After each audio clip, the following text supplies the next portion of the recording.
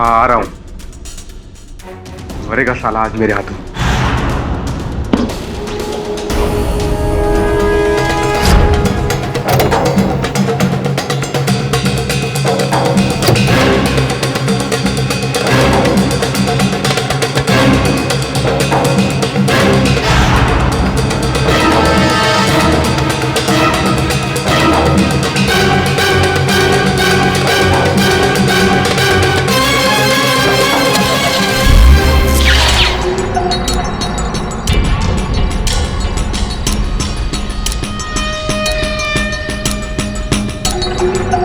कितनी देर लगा दिया आने में।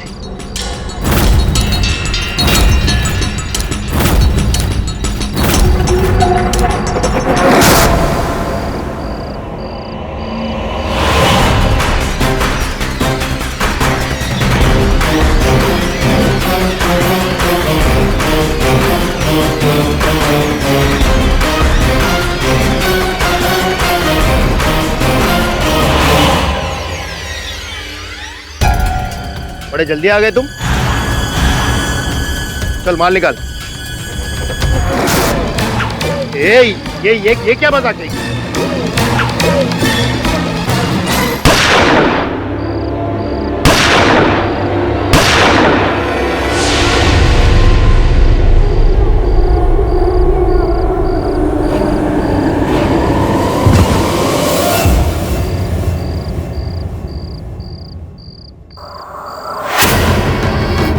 भैया भैया भैया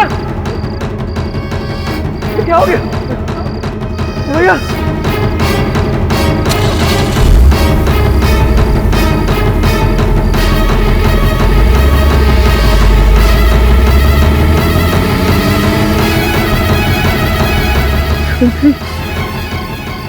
भैया भैया ओ भैया भैया क्या हो गया भैया? आप इस तरह सच्चाई को कैसे झुठला सकते हैं मिस्टर तिवारी? यहाँ इस रिकॉर्ड में जिन जिन विक्टिम्स के नाम दर्ज हैं, मैंने उन सबसे बात की है और उनका कहना है कि उनको एक पैसा कमीशन नहीं मिला। तो क्या मैं झूठ बोल रहा हूँ? सारे पैसे अपनी जेब में डालूंगा। हमें क्या पता। हमने सुना है कि नोएडा में आपने 100 एकड़ जमीन खरीदी है। मिस्टर आचार्य, तुम इस तरह मुझ पर नीचे इल्जाम नहीं लगा सकते। आप इतना गुस्सा क्यों हो रहे हैं मिस्टर तिवारी? मैं तो सिर्फ आपसे सवाल पूछ रहा हूँ और आप हमारी जनता को इतने जवाबदेही तो हैं। गलत सवाल है तुम्हारा। मुझ जैसे व्यस्त मंत्री को अपने चैनल में बुलाकर उसका अपमान करना तुम्हें बहुत भारी पड़ेगा मिस्टर आचार्य। यही है वो कमीना मिस्टर पाठक जिसने मेरे हस्बैंड को फंसाया है। Please mister Tiwari, behave yourself. आप कैमरा के सामने हैं, पूरी जनता आपको देख रही है। सौरभ ने आज तक किसी को थप्पड़ भी नहीं मारा, तो वो किसी का खून कैसे कर सकते हैं?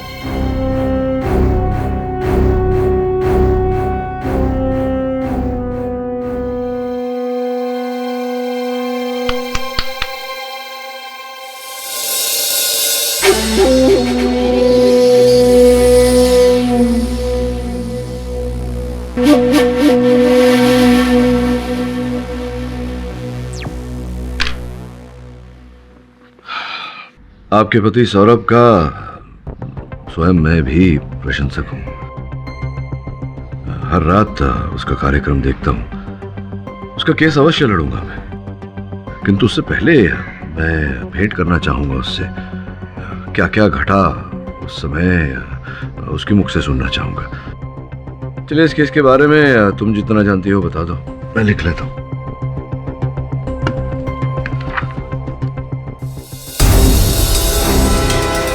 कलम कहाँ चली गई मेरी? यही तो रखी थी। चलिए, पेन चली सही। बताइए। हाँ, मैं बताती हूँ आपको सब। मिस्टर पाठक, मैं राजेश चक्रधर से सिर्फ वहां मिलने गया था, पर जैसे ही मैंने अपनी गाड़ी पार्क करी और मैं उसके पास पहुंचा, वो मर चुका था।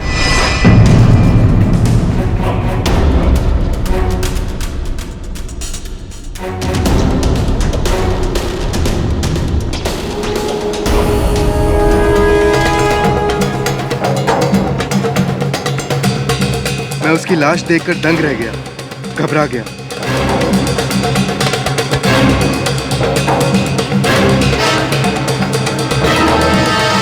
और फिर वहां से अपनी गाड़ी में घर चला गया।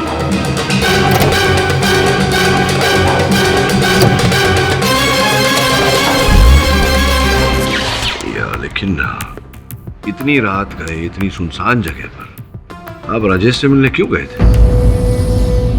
मुझे नहीं पता मुझसे ऐसी गलती क्यों हो जाती है। अगर किसी को पता चला ना सौरभ तो मैं मर जाऊंगी। क्या है ना मिस्टर पाठक, हमारे प्रोफेशन में ऐसा होता ही है। न्यूज़ इकट्ठी करने के लिए हमें खबरियों से मिलने जाना पड़ता है, और राजेश मुझे कोई इम्पोर्टेंट खबर देने वाला था, लेकिन उसके पास पहुंचने से पहले ही उसकी मौत हो चुकी थी। पता नहीं उसे किसने मारा। यार समझ में नहीं आ रहा है, इतने सीधे साधे केस के लिए मुझे क्यों बुलाया? मैंने असिस्टेंट भी लड़ सकता था। खैर अभी आ गया हूं तो 10 मिनट के अंदर केस खत्म कर दूंगा। It's a simple case your honour. 29 जून की रात सौरभ आचार्य ने राजेश चक्रधर, आरोपी सौरभ आचार्य ने राजेश चक्रधर को गोराई बीच के पास एक सुनसान रास्ते में किसी बहाने से बुलाया और उनकी हत्या कर दी। हत्या करने के बाद जब सौरभ आचार्य अपनी गाड़ी में जा रहे थे तब राजेश चक्रधर के भाई अशोक चक्रधर ने इनको जाते हुए देख लिया, गाड़ी को देख लिया और नंबर नोट कर लिया अपनी हथेली में। जी हाँ सर, MH048973 यही उस कार का नंबर है सर। सफेद कलर की कार थी सर। और जब पुलिस को सौरभ आचार्य की गाड़ी जो थी वहां पे पार्क मिली इनके घर के पास, तो उनके ग्लव बॉक्स में से एक गन भी मिली योर ऑनर। ये वो यही गन है योर ऑनर। और बैलिस्टिक रिपोर्ट से साफ साबित होता है, जो आपकी मेज पे पड़ी है, कि राजेश चक्रधर के शरीर से जो 3 गोलियां पाई गई है वो इसी गन से चलाई गई है। और फॉरेंसिक रिपोर्ट का ये कहना है कि इस गन पे जो उंगलियों के निशान है वो सौरभ आचार्य के है। 5 मिनट के अंदर अंदर इतने सारे सबूत मैंने पेश कर दिए हैं तो कोई बेवकूफ भी समझ जाएगा कि खूनी कौन है। यही तो प्रॉब्लम है योर ऑनर, कि बेवकूफों की सोच नहीं होती, समझ नहीं होती है, इसीलिए उन्हें बेवकूफ कहा जाता है। अब बेवकूफ ने ये नहीं सोचा कि राजेश चक्रधर जो एक खबरी था, जिनसे खबर प्राप्त करने सौरभ वहां गए थे, सौरभ उनकी हत्या क्यों करेंगे? एक मिनट ये गुप्त बात आपको कैसे पता चल गई? I mean, आपको किसने कह दिया कि राजेश चक्रधर एक खबरी था? मैं केस लड़ रहा हूँ, मेरा मुवक्किल है। नहीं, to the best of my knowledge, मैं भी प्रोसिक्यूटर हूँ। To the best of my knowledge Rajesh Chakradhar एक डिपार्टमेंटल स्टोर में फुल टाइम नौकरी करता था। और मैं यूं ही नहीं कह रहा हूँ, साबित भी कर सकता हूँ। उसके लिए योर ऑनर मैं मीरा, जो उसी डिपार्टमेंटल स्टोर में काम करती है, उसको यहाँ पे बुलाकर साबित कर दूँ। Permission granted.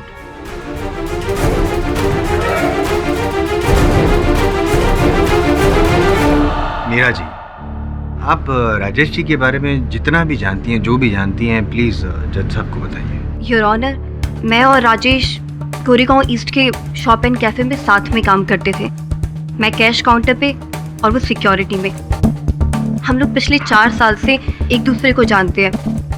और सर, मुझे नहीं लगता कि उसे मीडिया या पॉलिटिक्स की कुछ भी नॉलेज होगी सर। और मुझे बिल्कुल भी नहीं लगता कि वो एक खबरी हो सकता है। मुझे लगता है कि ये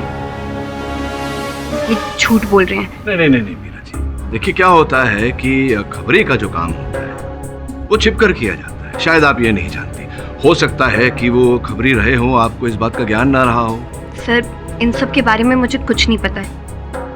जहाँ तक मुझे पता है वो एक खबरी नहीं थे। जहां तक इन्हें पता है वो खबरी नहीं थे। जहां से इन्हें नहीं पता, क्या आपको वहां से कुछ पता है जो आप अदालत में साबित कर सकते? करूंगा ना। करिए। चाहने को कह दीजिए। आप जाइए।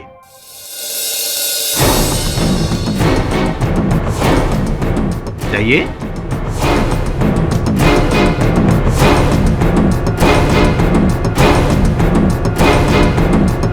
मीरा, आप अपनी जगह पर बैठ जाइए प्लीज। योर ऑनर, मैं कुछ कहना चाहती हूँ। कहिए। सर, मैंने उस लड़की को कहीं देखा है।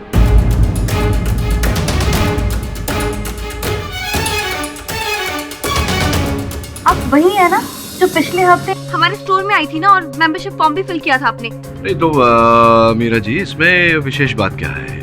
आपके स्टोर में तो कई लोग आते होंगे, वो भी आई होंगी। कोई विशेष बात हो तो बताइए हमें। नहीं सर, मुझे याद आया कि मैंने इनकी पेमेंट रिसीव की थी उस दिन। तो? और इनके चले जाने के बाद राजेश मेरे पास आया था। बिल बना दीजिए।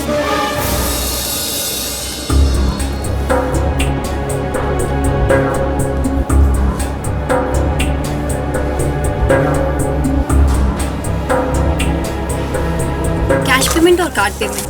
कार्ड। ओके।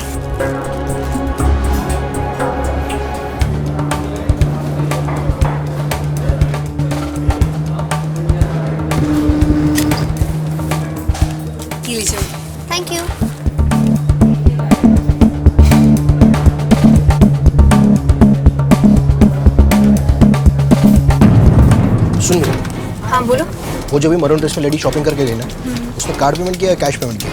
कार्ड से। क्यों? कुछ नहीं, उसने मेंबरशिप फॉर्म भरा है? हाँ। देना जरा मुझे।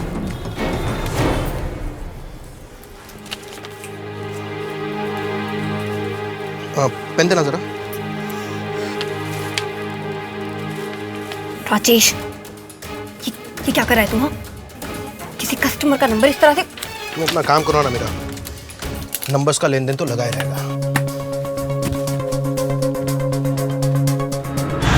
जी हाँ, मैं लास्ट वीक गई थी शॉपिंग कैफे। वहाँ मैंने मेंबरशिप का फॉर्म भी भरा था, पर मुझे ठीक से याद नहीं है कि वहाँ काउंटर पर जो लड़की थी वो मीरा ही है। नहीं यार, वो जो लड़की थी काउंटर पर मीरा, उन्होंने अभी अभी कथन दिया अदालत में कि आपके मेंबरशिप फॉर्म पर से आपका टेलीफोन नंबर लिया था राजेश ने। मैं इसलिए पूछ रहा हूँ जायसवाल साहब, इस तरह से घूरिए मत।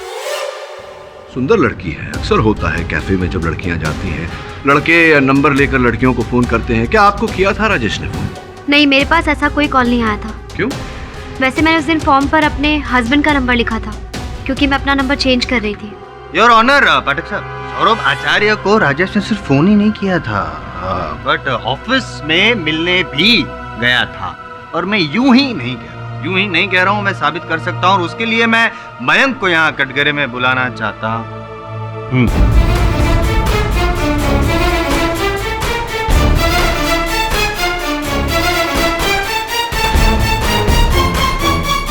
मयंक जी, बताइए कि आपने राजेश को ऑफिस में कब देखा? वही जिस दिन सौरभ ने सदानंद तिवारी का इंटरव्यू लिया था, उसी की जस्ट बात। वेल डन सौरभ, क्या खिंचाई की तुमने मिनिस्टर की। गट्स। Thank you. तो तुम लोगों को क्या आज पता लगा? आज तक ये कितने लोगों की पोल खोल चुका है? Thank you boss. Guys, Saurabh मेरी चैनल का महाराणा प्रताप है, एकदम निडर और हमेशा सतर्क। और उनकी गिदड़ गप्पियों से घबराना नहीं तुम। हाँ, I'm with you। Thank you boss. Saurabh sir, आपसे कोई राजेश चक्रधर मिलने आया। हाँ, मेरी उनसे फोन पे बात हुई थी, उन्हें मेरे केबिन में भेज दो। ठीक सर।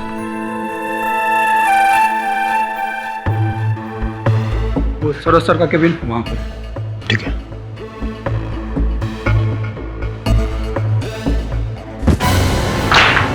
सॉरी, माफ कीजिएगा।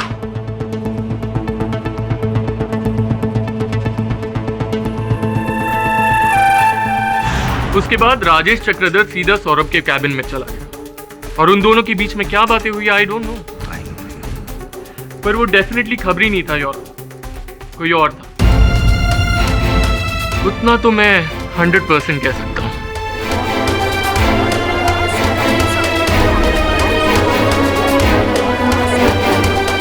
मिस्टर सौरभ आचार्य, क्या आप राजेश चक्रधर के बारे में कुछ और सच्चाई बताना चाहेंगे अदालत को, जो अब तक अदालत को नहीं मालूम?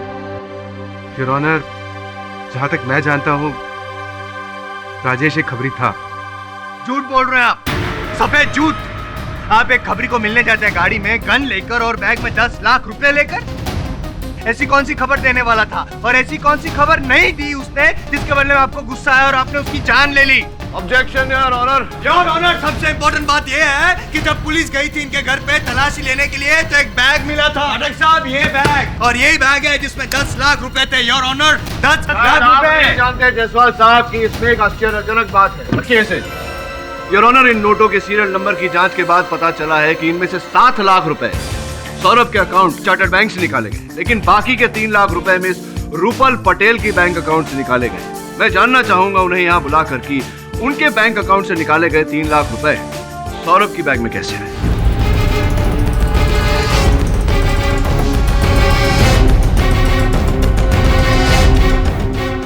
ये 3 लाख रुपए आपने अपने बैंक से निकाले थे, क्या ये सही है?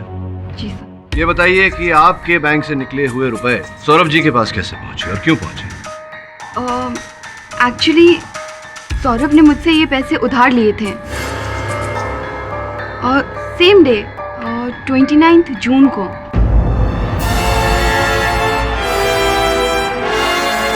कुछ काम डिस्कस करने के लिए मैं उसके कैबिन में गई थी।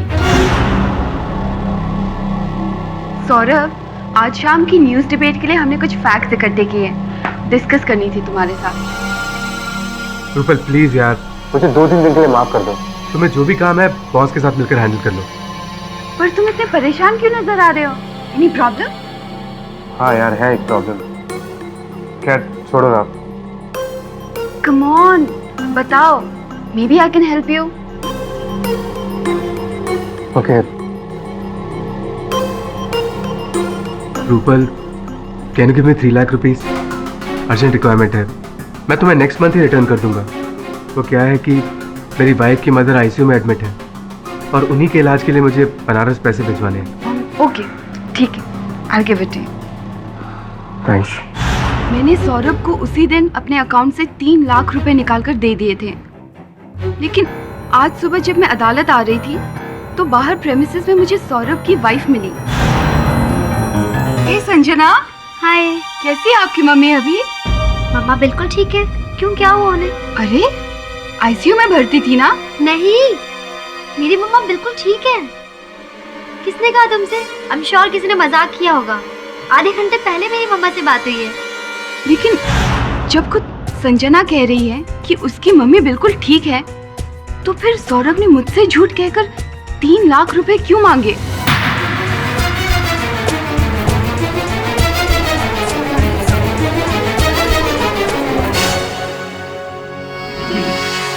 पाठक साहब, चिंता हो रही है आपकी।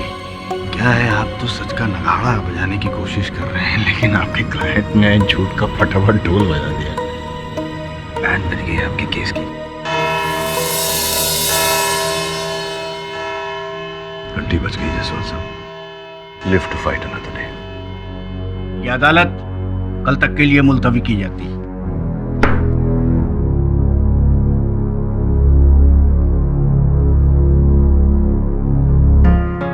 क्या कर रहे थे?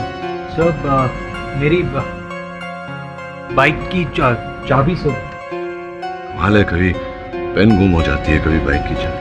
पता नहीं कहाँ गायब हो गई। पाठक जी, जी। आपका चेक। अरे नहीं, इसकी क्या जरूरत थी, केस तो अभी भी। फर्स्ट हियरिंग की फीस। Thank you.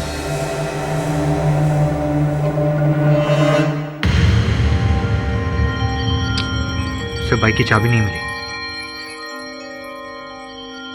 मुझे मिल गया।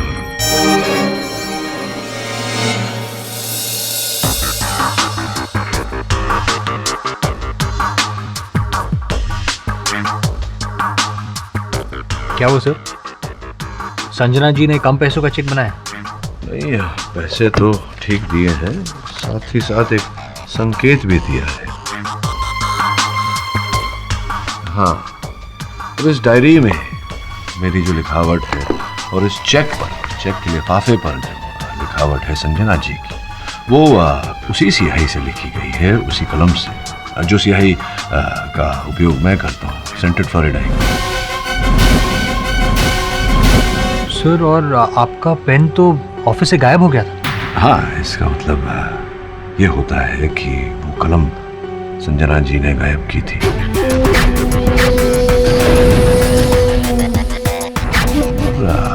उस दिन अदालत में तू संजना जी के बगल में ही बैठा था जब तेरी बाइक की चाबियां लापता हो गई।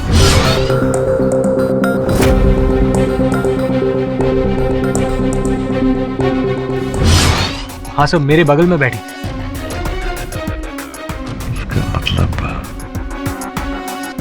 एक काम कर, इसके पीछे चक्कर क्या है ये पता लगाने के लिए तुझे संजना के घर जाना पड़ेगा एक बार। मुझे लगता है कहीं ना कहीं ये सौरभ की झूठ से जुड़ा हुआ है।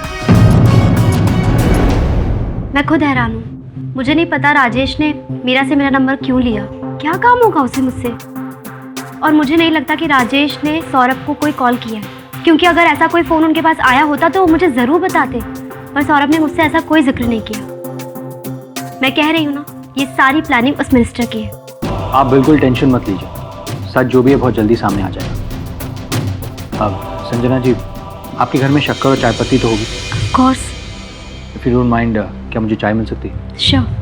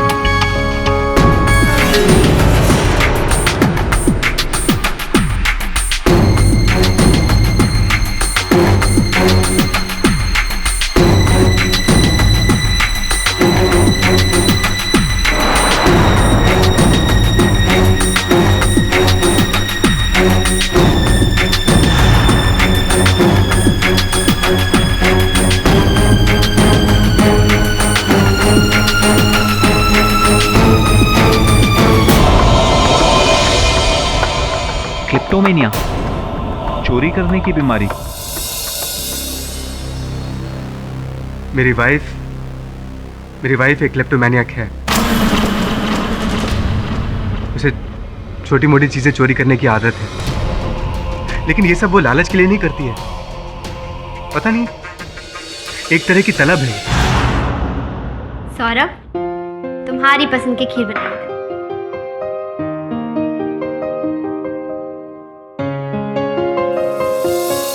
ये चम्मच? ऐसा चम्मच तो हमारे घर नहीं है ना।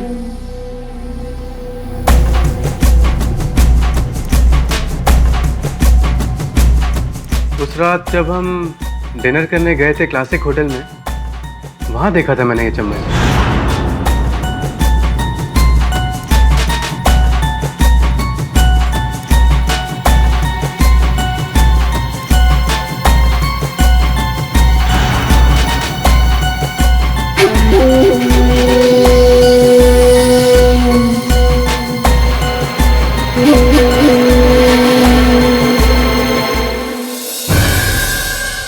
नहीं सौरभ, वो पड़ोस में जो है ना, मैं चेंज कर देती हूँ। तुमने ये चम्मच चुराया ना संजना? क्या संजना, कब तुम अपनी आदतों से बाज आओगी? कब जाएगी तुम्हारी ये चोरी करने की बीमारी यार? Sorry, really sorry. मुझे भी नहीं पता मैं ऐसा कैसे कर बैठती हूँ। जानती हूँ ये गलत है, चोरी है, पता नहीं मेरे हाथ क्यों। तुम्हें पता है, तुम्हारी इस आदत की वजह से ना।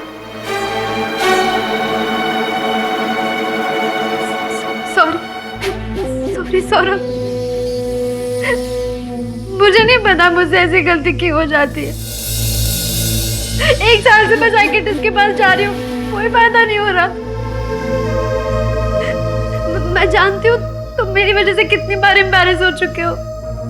शायद कोई और होता तो मुझे छोड़ चुका होता अब तक। अगर किसी को पता चला ना सौरभ, तो मैं मर जाऊंगी। मैं मर जाऊंगी, मैं शर्म के मारे मर जाऊंगी। मैं नहीं जी पाऊंगी, मर जाऊंगी। ऐसा क्यों बोल रहे हो संजना? आप जस्ट रिलैक्स, सब ठीक हो जाएगा। किसी को कुछ पता नहीं चलेगा, ओके? किसी को कुछ पता नहीं चलेगा। मैं हूं ना, रिलैक्स। मैंने संजना से वादा किया था कि उसकी कड़वी सच्चाई मैं दुनिया के सामने कभी नहीं आने दूंगा, उसे कभी शर्मिंदा नहीं होने दूंगा। और इसीलिए मैंने अदालत में और आपसे झूठ कहा। नहीं, वो तो ठीक है, लेकिन इसका राजेश की हत्या के केस के साथ क्या लेना देना है, ये नहीं समझ रहा हूँ। जी मैं आपको बताऊंगा मिस्टर पाठक, लेकिन मैं आपसे हाथ जोड़ के प्रार्थना करता हूँ, आप मेरी बीवी की चोरी करने की आदत के बारे में किसी को मत बताइएगा, प्लीज मिस्टर पाठक। पहले सच बताओ, मुझे अपना काम करने दो। अब बोलो, सत्य क्या है? डॉक्टर प्लीज मेरी हेल्प कर लीजिए। मेरे पास इसके अलावा कोई और चारा नहीं है। मैं जानती हूँ कि ये गलत है, मगर आप समझने की कोशिश कीजिए। मेरे पास और कोई रास्ता भी तो नहीं है। मैं कहाँ भटकती फिरूंगी? Please doctor. देखिए, हमारी क्लिनिक में ये सब नहीं होता है और मैं आपकी कोई मदद नहीं कर सकती हूँ।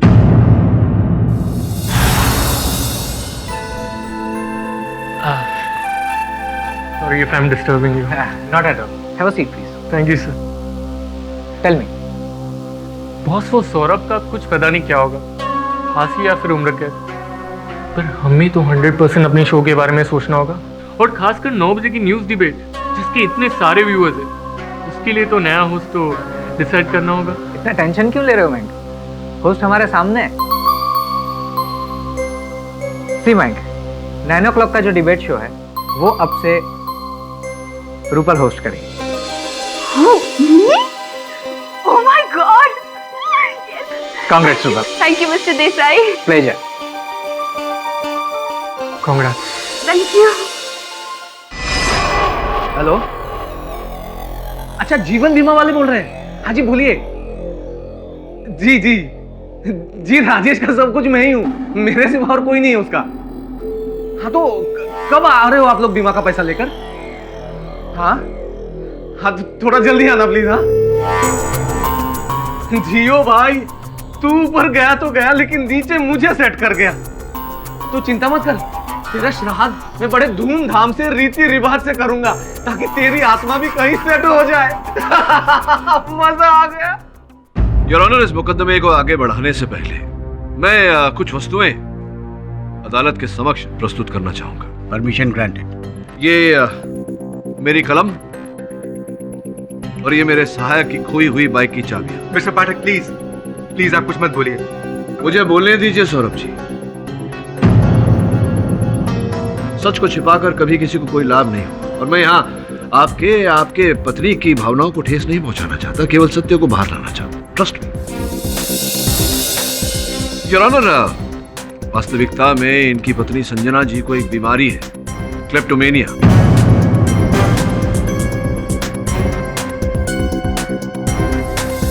उन्हें वस्तुएं चुराना तो नहीं कह सकते योर ऑनर, उठाने की बीमारी है अपना समझकर।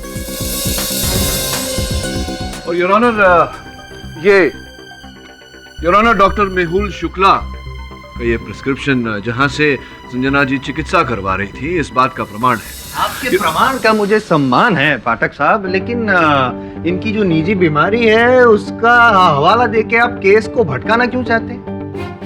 क्योंकि इस केस का प्रारंभ इस बीमारी के कारण ही हुआ था मिस्टर जायसवाल। संभवतः आपको इस बात की जानकारी नहीं होगी कि ये केस उसी दिन शुरू हुआ था जिस दिन Sanjana ji shop and cafe में गई थी। वहाँ वाउचर भरा था उन्होंने, एग्रीमेंट, वहाँ से उन्होंने ये इत्तर की बोतल चुरा कर अपने बैग में रखी थी।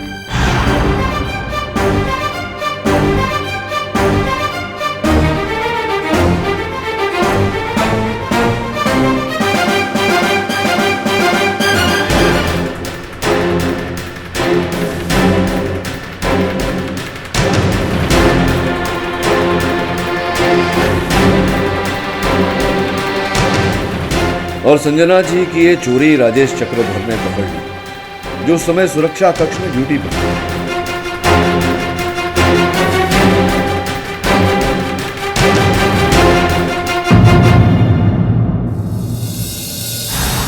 इस घटना के पश्चात योर ऑनर, जैसा कि मीरा जी ने अपने कथन में कहा था, राजेश जी ने उनके मेंबरशिप फॉर्म पे से नंबर लिया, उन्हें फोन किया, लेकिन चूंकि वो नंबर सौरभ जी का था, घंटी इनके फोन पर बजी।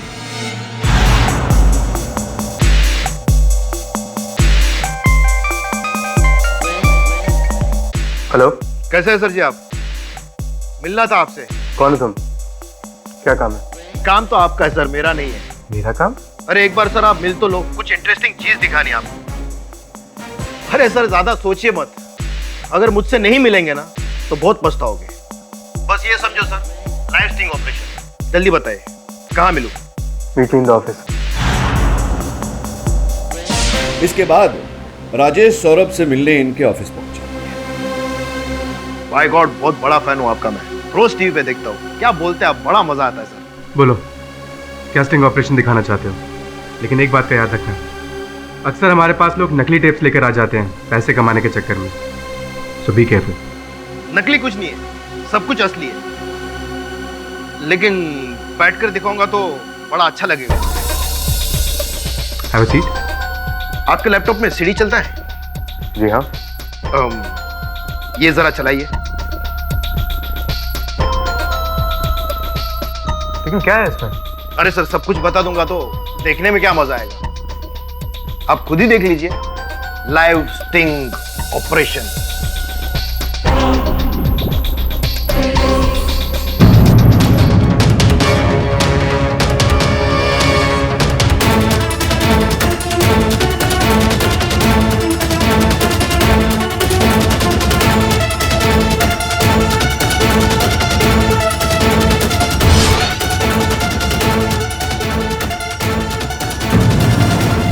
चौंक गए ना journalist Babu?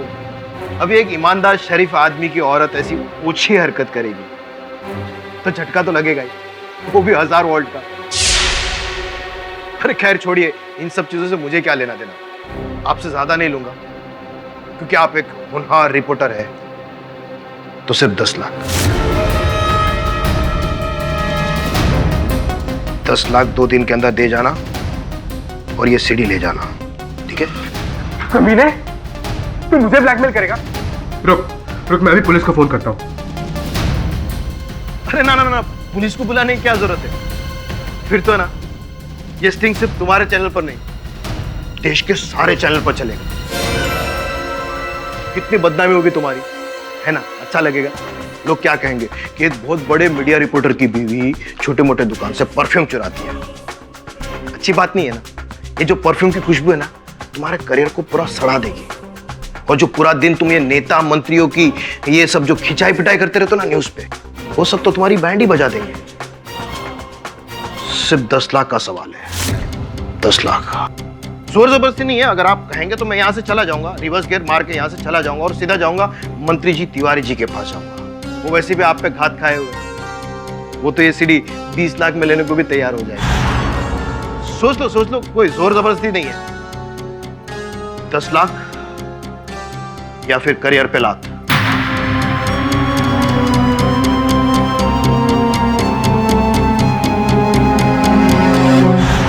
Your honour, Saurabh ji को अपने व्यवसाय से अधिक अपनी पत्नी की चिंता थी, इसीलिए राजेश जी के ब्लैकमेलिंग के आगे इन्होंने अपने घुटने टेक दिए और 10 लाख रुपए देने को राजी हो गए। पैसे जोड़ने में इन्हें 3 लाख रुपए कम पड़ रहे थे, जो रकम इन्होंने रूपल जी से उधार ली।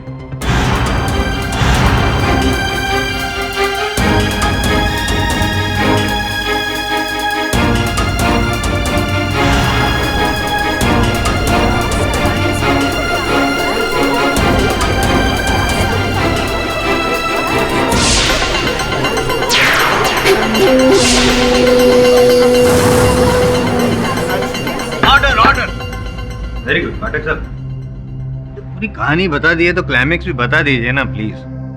शायद आप थक गए होंगे, मैं बता देता हूँ, सीनियर है यहाँ।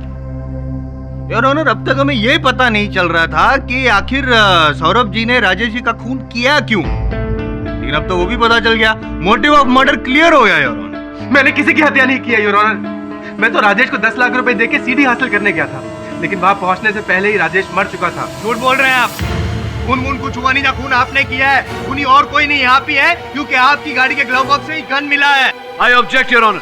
Objection overruled. योर ऑनर, किसी की गाड़ी से हत्या का औजार मिलने से कोई हत्यारा प्रमाणित नहीं हो जाता। अच्छा, तो पाठक साहब, आपका ये जो क्लाइंट है वो अगर फिरौती की रकम देने गया था तो अपनी गाड़ी में गन लेके क्यों घूम रहा था, वो भी मर्डर वेपन, क्यों?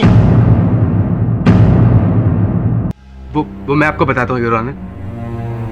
वो गन मैंने अपनी प्रोटेक्शन के लिए रखी थी, क्योंकि एक इंटरव्यू के बाद मुझे धमकी भरे कॉल्स आने लगे थे।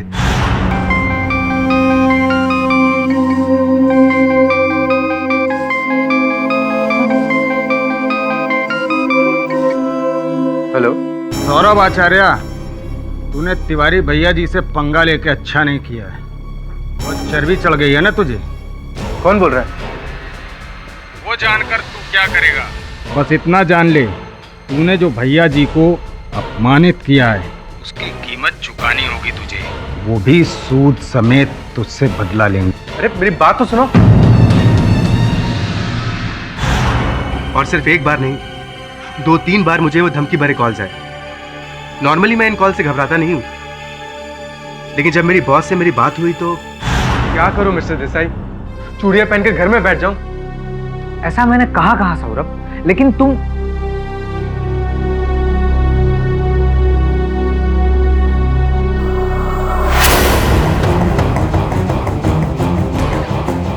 Keep it with you. मैं इस गन का क्या करूंगा मिस्टर देसाई? क्या करूंगा मतलब अपनी हिफाजत करोगे सौरभ। तुम्हें थ्रेटनिंग कॉल्स आ रहे हैं, तुम पर हमला भी हो सकता है, और वैसे भी तुम लेट नाइट घर जाते हो। Please keep it.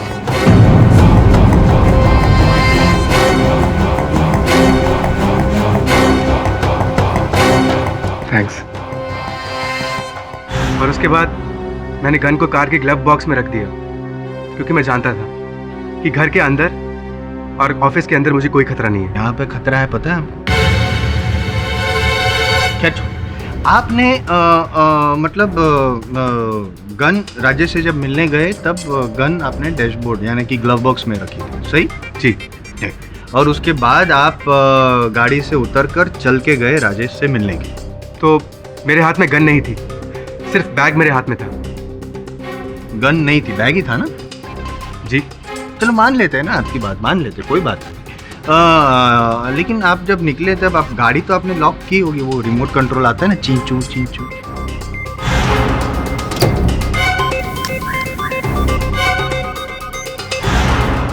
लॉक किया था। और जब आप गाड़ी लॉक करके चल के राजेश तक पहुंचे तो वो दूरी कितनी थी? तकरीबन 2-2.5 मिनट लगे थे मुझे वहां पहुंचने में। सही सही, परफेक्ट। और जब आप वहां तक पहुंचे राजेश तक, तब वो ऑलरेडी मरा हुआ था। जी हाँ। यहाँ पे आप गलत, खूनी सिर्फ आप ही, आपके अलावा कोई खून कर ही नहीं सकता है। योर ऑनर, लॉजिक वाली बात है कि अगर खूनी कोई और होता, जैसे कि ये कह रहे हैं, तो जब ये गाड़ी लॉक करके चल के जा रहे थे, राजेश तक पहुंच रहे थे, तो अगर खूनी कोई और होता तो वो खूनी इनके जाने के बाद गाड़ी तक पहुंचा होता, इनकी गाड़ी तक, शीशा या लॉक तोड़ा होता, ग्लव बॉक्स खोला होता, गन निकाली होती, और ये अगर राजेश तक पहुंचते उससे पहले खुद पहुंच गया होता, गोली चला दी होती, हत्या कर दी होती। लेकिन ऐसा हुआ नहीं था।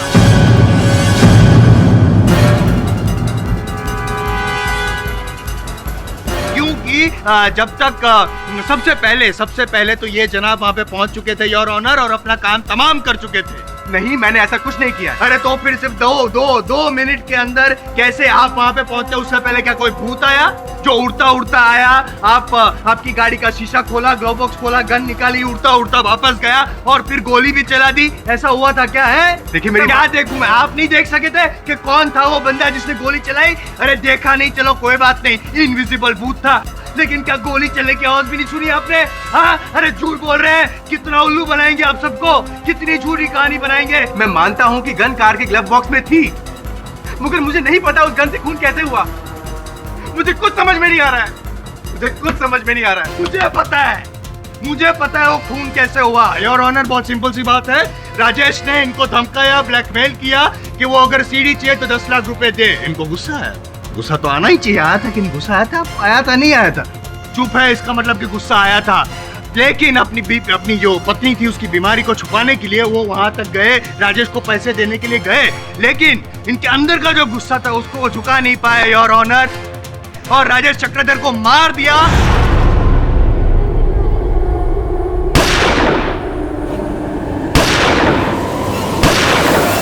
End of case. आप फैसला सुना दीजिए योर ऑनर।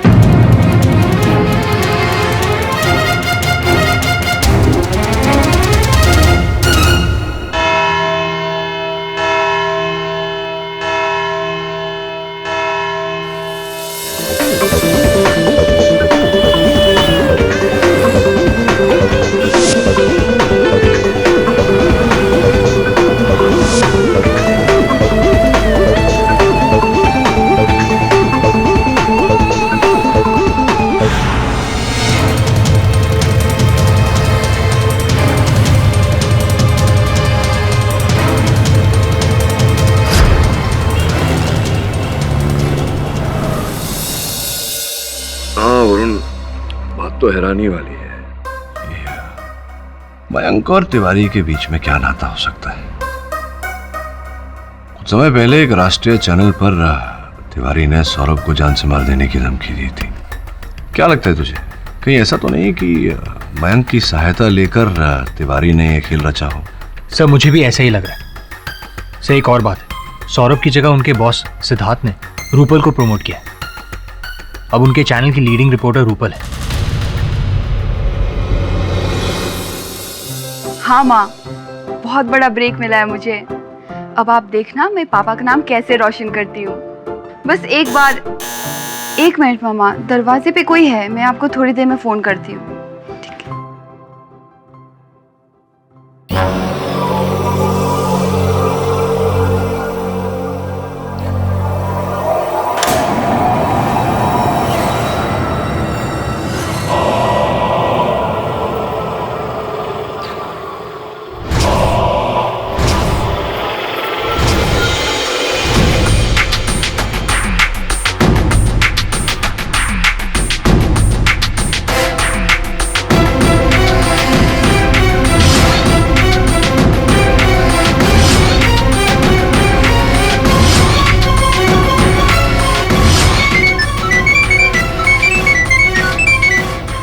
तोहफा मिला मेरा।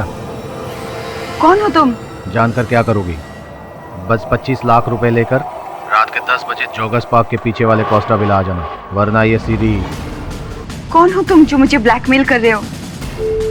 ये सीडी तो राजेश के पास थी और वो तो मर चुका है। पर धंधा आज भी जिंदा है। टाइम पे आ जाना पैसे लेकर, नहीं तो तुम्हारे गलत काम की ये सीडी सही हाथों तक पहुंच जाएगी। तो इसका मतलब ये हुआ कि सौरभ के इस कांड से, आरोप लगने से सबसे अधिक लाभ रूपल का हुआ है और रूपल ने तुरंत उसे 3 लाख रुपए भी उधार दे दिए थे। ये क्या चक्कर है, समझ में नहीं आ रहा है। एक हाथ पे रूपल, दूसरे हाथ पे तिवारी और मयंक। केस तो उलझता ही जा रहा है। खेल तो अब शुरू हुआ है, न्यू गेम।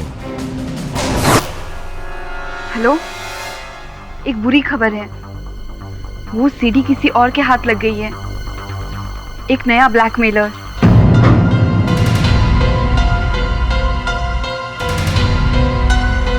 मिस्टर देसाई, मुझे आपसे कुछ अर्जेंट बात करनी है right now. Call you back.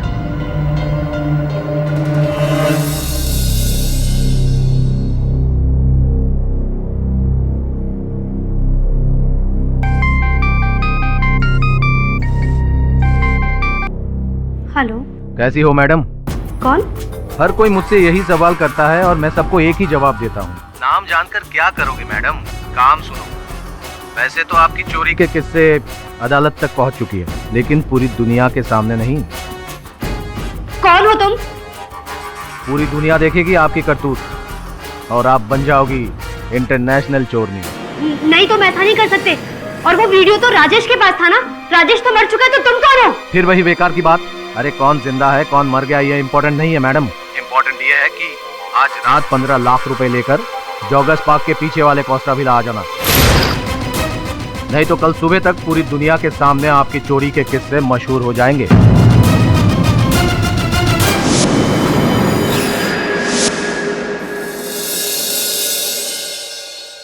नया ब्लैकमेलर पीसीओ से फोन कर रहा था। कॉल ट्रेस हुआ क्या वरुण? जी हाँ सर। सर मुझे बहुत डर लग रहा है। तुम निश्चिंत रहो संजना, हो सकता है कोई यूं ही तुम्हें बेवकूफ बना रहा है, पैसे ऐंठने की कोशिश कर रहा है। एक बात तो निश्चित है कि जो भी है ये व्यक्ति वो इस केस से जुड़ा हुआ है, इस केस के हर पहलू को जानता है, लेकिन इस बात की कोई गारंटी नहीं कि वो सीडी उसके पास है या नहीं। तो बुलाया है तो मिलने तो जाना पड़ेगा। जाएगा वरुण? Yes sir.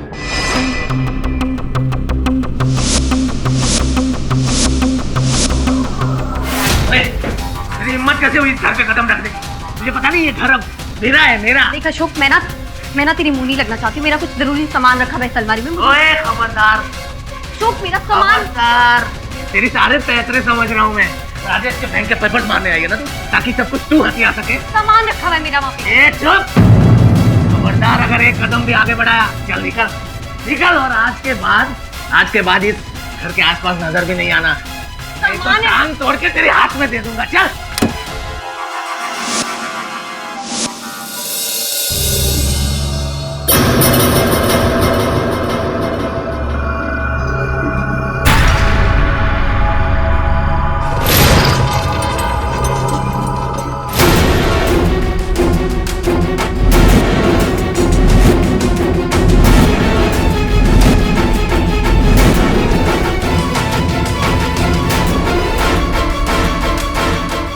पैसे का? अरे वो मैडम पैसे, अरे वो मैडम पैसे।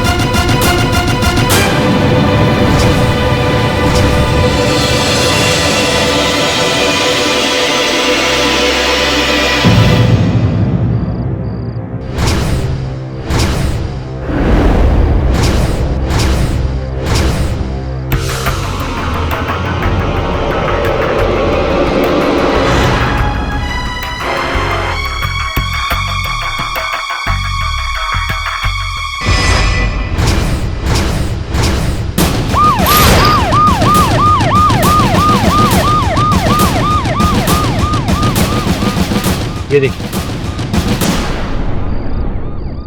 एक मर्डर केस सॉल्व हुआ है नहीं, दूसरी लाश गिर गई। लेकिन इंस्पेक्टर यादव, ये तो तय हो गया कि सौरभ आचार्य कातिल नहीं है, कोई और है। ये वाइन शॉप की पर्ची मिली। Sunshine wine shop. हवलदार जी साहब। पता करो ये पर्ची किसकी है, किसने वहां से शराब खरीदी है। अरे यार, क्या हुआ वहाँ? एक्सक्यूज मी शेफाली, मैंने तुम्हें कितनी बार बोला है ऑफिस में मुझे मत फोन किया करो। अरे तुम जानती हो ना।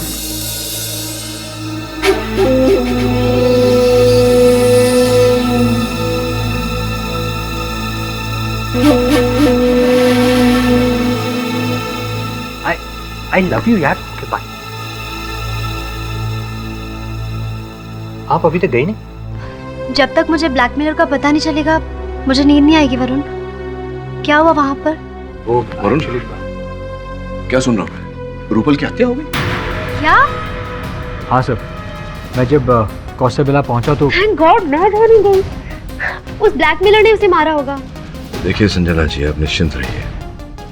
किसने किसको मारा ये तो तहकीकात के बाद ही पता चलेगा। आप जाइए, घर जाइए, और अगर आपको किसी ब्लैकमेलर का या कोई धमकी भरा फोन आता है तो मुझे सूचित कीजिए। जाइए आप।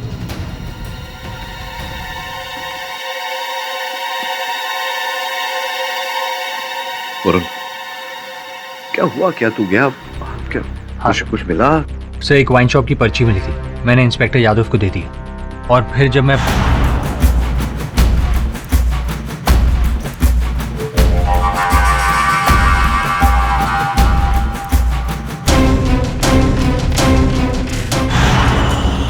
सब, मुझे तो लगता है कि रूपल का मर्डर करके कातिल या फिर ब्लैकमेलर जो भी था, वो मौकाए वारदात से जब भाग रहा था तब उसके हाथ से या जेब से वो सीडी गिर गई होगी। कहाँ है वो सीडी? दे मुझे। सर, मेरे बैग में।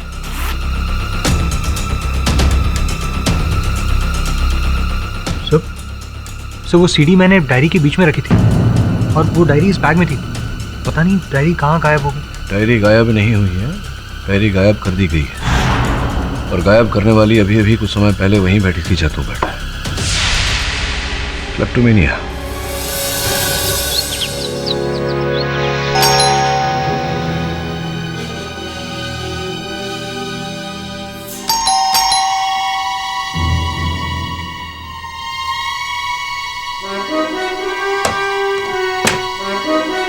कौन?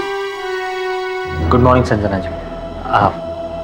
सॉरी सुबह सुबह आपको डिस्टर्ब कर रहा हूँ। एक्चुअली देखिए, बुरा मत मानिए, कल रात आप केडी सर के ऑफिस आई थी, कहीं गलती से आप मेरी डायरी नहीं, आई मीन अनजाने में। यू सी, देखिए उस डायरी में ना एक बहुत इंपॉर्टेंट सीडी है।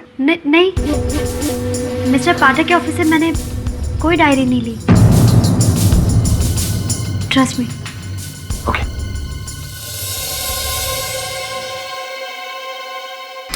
हाँ सावंत, पता किए थे वाइन शॉप का?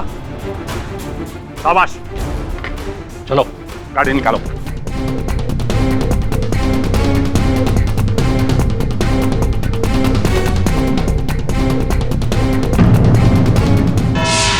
नहीं सर, माँ कसम मैं हत्यारा नहीं हूँ। इतना कबूल करता हूँ कि मैं रूपल जी को ब्लैकमेल कर रहा था। हाँ भाई, ब्लैकमेल कर रहे थे, हत्या आपने की, यही सब तो किया आपने। राजेश के साथ पहले से आप उसके धंधे में जुड़े हुए थे। जी नहीं पाठक जी, मैं तो दरअसल राजेश से मिलने जब मैं गोराई बीच पर पहुंचा तो वो मरा हुआ था, और उसके जेब से मुझे कुछ सीडी भी मिली। मुझे पता था 15,000 रुपए कमाने वाला मेरा भाई राजेश अमीर लोगों को ब्लैकमेल करके खुद इतना अमीर बना।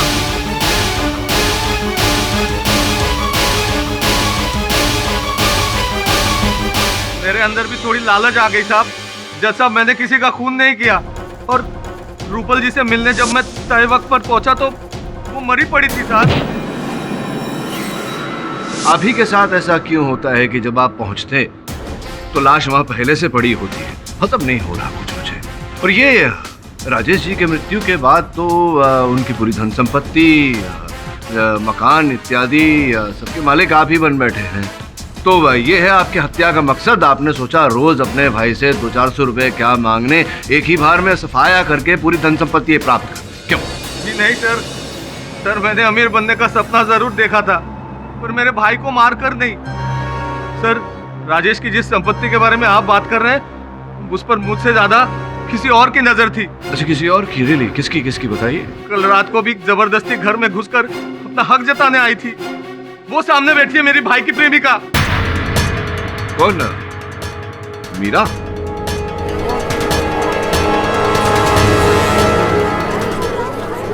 Order order. Your honour, Rajesh के घर में अपना कुछ सामान वापस लेने गई थी। कैसा कैसा सामान? वो एक बार मैं राजेश के घर उसके साथ गई थी तो मैं अपना हैंडबैग वहीं पे छोड़कर आ गई थी। कल मैं उसके घर के सामने से गुजर रही थी तो मैंने सोचा कि अपना हैंडबैग वापस लेकर के आ जाती हूँ। बस इतनी छोटी सी बात पर ये बेवड़ा इतना भड़क गया और इतना बड़ा बवाल मचा दिया इसने। सर मुझे लगता है ना कि राजेश का खून इसी ने किया है, ताकि राजेश की सारी प्रॉपर्टी का अकेला हिस्सेदार बन जाएगी। अब जानती है मीरा जी, मेरे सहायक वरुण के द्वारा ऐसी जानकारी मुझे प्राप्त हुई है जिसके कारण एक नया उद्देश्य सामने आया है राजेश जी की हत्या का। आप किस सच्चाई की बात कर रहे हैं mister Pathak? Your honour, Meera ji कुछ समय पहले ही एक डॉक्टर के पास गई थी। डॉक्टर के पास गई थी? नहीं, डॉक्टर विमला अवस्थी। ऑनर, इस केस में डॉक्टर का क्या लेना देना? जायसवाल साहब, लेना देना ये है कि डॉक्टर विमला अवस्थी एक गायनाकोलॉजिस्ट है। मीरा जी उनके पास गर्भपात कराने गई थी। तो हुआ ये कि आप डॉक्टर विमला अवस्थी के पास, जो एक गायनाकोलॉजिस्ट हैं, उनके पास गई गर्भपात कराने, जिसका ये अर्थ होता है कि आपके पेट में बच्चा था। आपके अपने कथन के अनुसार आपके और राजेश के बड़े नजदीकी संबंध थे, तो स्पष्ट रूप से जो बच्चा आपके पेट में था वो राजेश का ही होगा संभवतः। और जब आपने राजेश से ये बात कही और विवाह करने का दबाव डाला तो प्राय जैसे होता है राजेश ने इनकार कर दिया होगा। नहीं कर सकता इस वक्त शादी में। तो मैं इस बच्चे का क्या करूं राजेश? गिरा दो। गिराऊंगी, सिर्फ तुम्हारे पाप को नहीं, इस बच्चे के बाप को भी। लेकिन मैंने राजेश का खून नहीं किया है। मैं मानता हूँ आपकी बात को मीरा जी, और पाठक साहब प्लीज आप मेरी बात मान लीजिए ना कि राजेश की जो हत्या हुई है वो सौरभ की गन से ही हुई है। मानते हैं ना आप मेरी बात? जहाँ तक योर ऑनर मीरा का पहुँचना नामुमकिन है, तो साफ है बात कि राजेश चक्रधर का खून सिर्फ और सिर्फ सौरभ आचार्य ने ही किया है। योर ऑनर, अभियोग पक्ष महोदय का बस चले तो ये रूपल जी की हत्या भी मेरे मुवक्किल के सर मढ़ दे। इनके पास कोई तथ्य नहीं है ये साबित करने का कि जेल में से सलाखों के पीछे से मेरे मुवक्किल अचानक मिस्टर इंडिया बनकर ओझल हो गए और रूपल की हत्या करने के पश्चात पुनः वापस लॉकअप में लौट आए। मैं मानता हूँ ना आपकी बात, मैं मानता हूँ रूपल का खून किसी और ने किया है, किसी और मकसद से किया है, और वो क्या है वो अभी साबित करूँ। लेकिन योर ऑनर, उसके लिए मुझे अशोक चक्रधर को यहाँ कटघरे में एक बार फिर बुलाना होगा। अशोक चक्रधर जी, आपने ये तो बता दिया अदालत में कि आप रूपल जी को ब्लैकमेल कर रहे थे, लेकिन ये नहीं बताया आपने कि क्यों ब्लैकमेल। खैर आपकी गलती नहीं है, शायद पाठक साहब आपने पूछा नहीं कि कोई बात नहीं, मैं पूछ लेता। बताइए क्यों ब्लैकमेल कर रहे थे आप रूपल जी को? वो सर एक्चुअली राजेश भाई की जेब से मुझे जो सीडी मिली थी उसमें रूपल जी का एक वीडियो था। बंद कमरे की ऐसी तस्वीरें जिसके बारे में बताते हुए मुझे शर्म आ रही है सर। पर ये जो है ना सौरभ आचार्य, ये आपको इसके बारे में डिटेल में बता सकते हैं सर। क्यों? वो क्यों बता सकते हैं? क्योंकि उस सीडी में रूपल जी के साथ कोई और नहीं बल्कि यही थे। क्या क्या नाप इल्जाम लगा रहे हो तुम मुझ पर? मैं और रूपल के साथ, वो भी बंद कमरे में? अब सर मैंने वीडियो में जो देखा सर वही बोल रहा हूँ, एकदम एडल्ट सीन।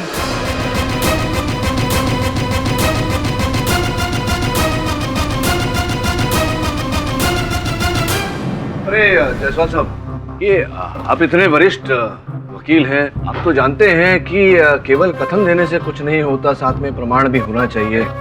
ये आपने पूछा नहीं अपने गवाह से कि वो सीडी कहाँ है? कोई बात नहीं, मैं पूछ लेता हूँ, कहाँ है वो सीडी? सर वो सीडी एक्चुअली खो गई सर। खो गई?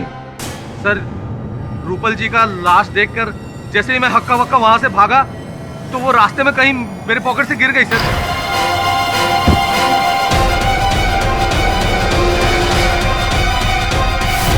योर ऑनर, इनके जेब से वो सीडी गिर गई। अब जब तक वो सीडी मिल नहीं जाती, इस बात का प्रमाण नहीं मिल जाता कि ये जो कह रहे हैं वो सच है, तब तक इनकी बात को सच नहीं माना जा सकता। अशोक झूठ क्यों बोलेगा पाठक साहब?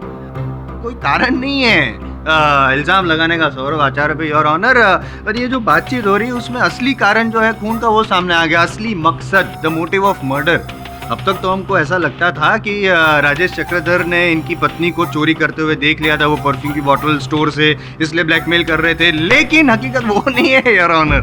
हकीकत तो ये है इनके जो नाजायज संबंध अफेयर चल रहा था रूपल के साथ, उसके बारे में राजेश चक्रधर को पता चल गया था, इसलिए वो ब्लैकमेल कर रहे थे। वो मोटी रकम मांगी होगी, 10 लाख शायद। गुस्सा आ रहा है अभी, देखो जैसा गुस्सा आ रहा है, उस वक्त और भी गुस्सा आया होगा, और इस गुस्से की वजह से मौत की नींद सुला दी राजेश चक्रधर को। और योर ऑनर, जहां तक इनके जो संबंध थे रूपल जी का, उनके दोनों के नाजायज संबंध का सवाल है, तो मैं यूं ही नहीं कह रहा हूं। जिस न्यूज चैनल में दोनों काम करते थे, उस न्यूज चैनल के कुछ कलीग्स भी आए हुए हैं। और सबसे बड़ी बात, खबरदार न्यूज चैनल के ओनर सिद्धार्थ देसाई जी फिलहाल हमारे साथ मौजूद है और कोई गर्मा गर्म खबर देना चाहते हैं, ब्रेकिंग न्यूज। योर ऑनर, अगर आपकी परमिशन हो तो यहाँ बुलाओ। Permission granted. Your honour, Saurabh और रूपल मेरी चैनल के बड़े ही होनहार रिपोर्टर थे, लेकिन अब काम के अलावा उनके बीच में क्या रिलेशन थे मुझे नहीं पता, ना तो कभी मैंने उसकी जासूसी की है। लेकिन जब भी सौरभ की कैबिन में जाओ, अधिकतर वहाँ पे रूपल भी होती थी।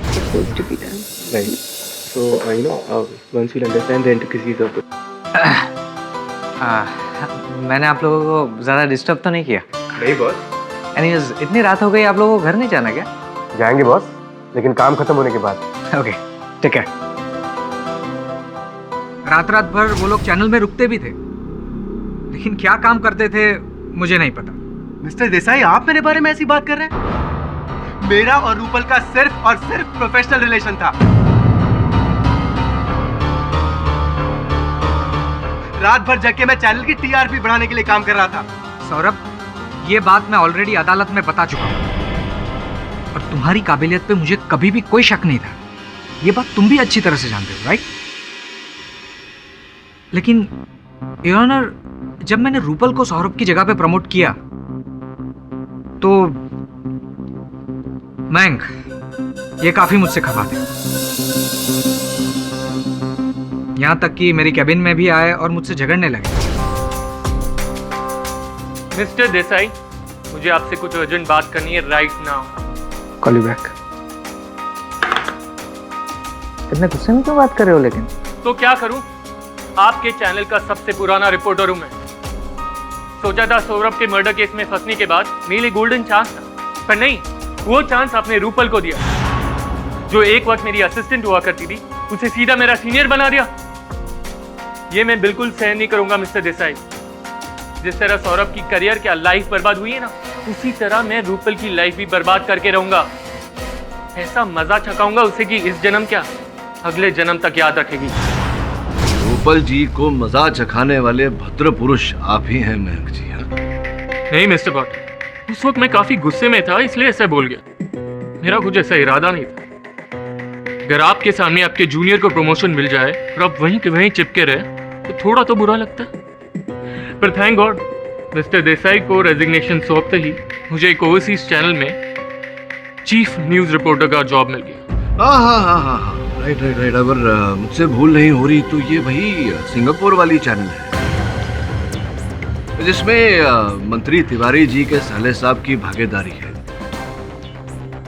अब सीधा मेरे मन में ये प्रश्न उठता है कि ऐसा क्या किया आपने मंत्री तिवारी साहब को प्रसन्न करने के लिए, जिसके कारण उन्होंने आपको वहां सिंगापुर वाले चैनल में चीफ रिपोर्टर की नौकरी देके प्रसन्न किया। आपकी तो बोलती बंद हो गई। मंत्री जी से पूछता हूँ, तिवारी साहब मयंक को कब से जानते हैं? अब इतना कहाँ याद रहता है, कितने जर्नलिस्ट मिलते रहते हैं। मयंक भी कभी मिला होगा। हाँ, क्योंकि पहले कभी आपको उसके साथ नहीं देखा, तो आजकल बड़ी घोर साठगांठ चल रही है आप दोनों के बीच। मेरे सहायक ने आप दोनों को आपकी गाड़ी में एक साथ देखा, और आपने अपने साले साहब के चैनल में बड़ा ऊंचा पद दिलाया है मयंक को। तो क्या क्या कारण है, क्यों इतने दयालु बन रहे हैं आप मयंक पर? इस केस का इससे क्या लेना देना है? ये क्या वाहियात सवाल है जज साहब? नहीं, बिल्कुल उचित प्रश्न किया है मैंने तिवारी जी। योर ऑनर, पिछले महीने ही एक राष्ट्रीय चैनल पर तिवारी साहब ने सौरभ आचार्य से प्रतिशोध लेने की बात की। उसके 2 दिन बाद ही राजेश की हत्या हो गई। तो पूरी तरह से संभव है योर ऑनर कि यह पूरी योजना तिवारी साहब ने रची हो, मयंक की सहायता लेकर। मयंक से पहले सौरभ जी के बारे में पूरी जानकारी प्राप्त की हो और फिर एक षड्यंत्र के तहत इनकी गाड़ी से गन निकालकर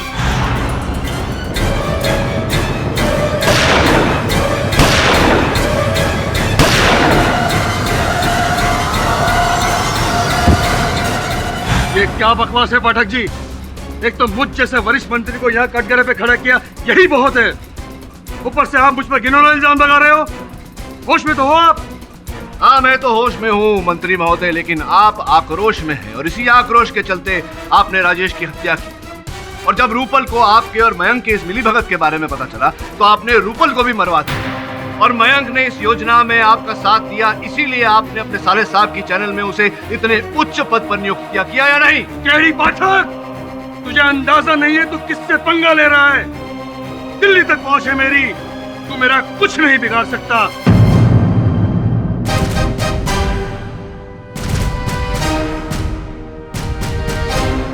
ये जो मुझ पर इल्जाम लगा रहा है ना, तुझे तेरी औकात दिखा कर ही रहूंगा मैं। तेरा वकालतनामा रद्द नहीं करवा दिया तो मेरा नाम भी सदानंद तिवारी नहीं। योर ऑनर, मिस्टर तिवारी, आप प्लीज शांत हो जाइए। जनता के प्रतिनिधि होकर इस तरह का अभद्र व्यवहार आपको शोभा नहीं देता। यह अदालत तब तक किसी को भी गुनहगार नहीं मानती जब तक आरोप पूरी तरह साबित नहीं हो जाता।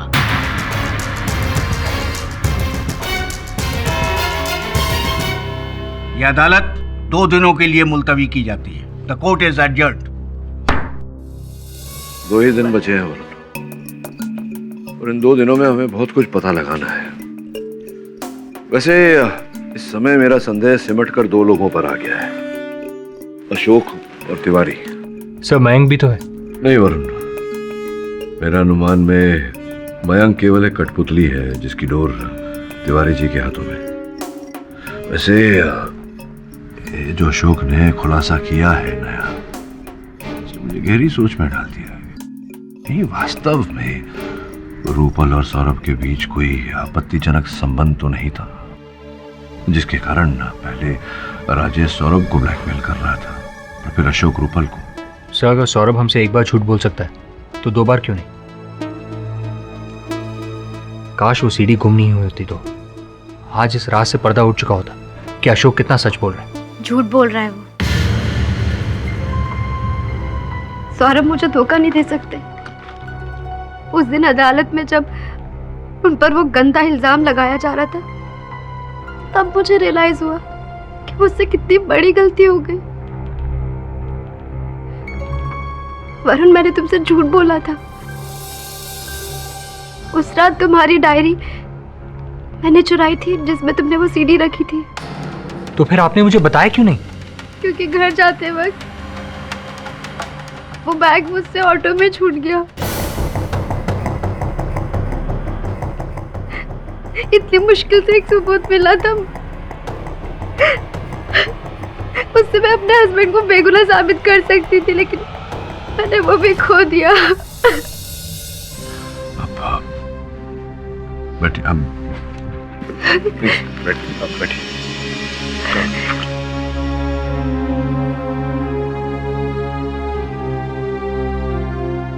आज मेरी चोरी की आदत की वजह से मैंने एक अहम सबूत खो दिया। लानत है मुझे अपने आप पर। ये लीजिए, आज तक मैंने जो भी चुराया है वो सब लाई हूँ। ये सब आप पुलिस पे दे दीजिए और मुझे जो भी सजा मिलेगी उसके लिए मैं तैयार हूँ।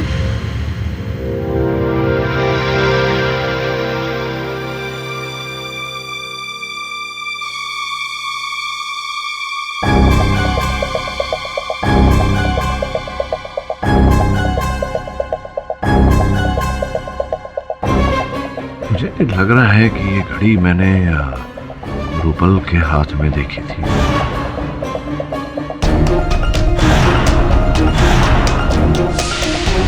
रूपल की घड़ी है, देखी। सेकंड हियरिंग के वक्त मैं रूपल के पास बैठी थी और मैंने उसके बैग से ये वॉच निकाल ली थी।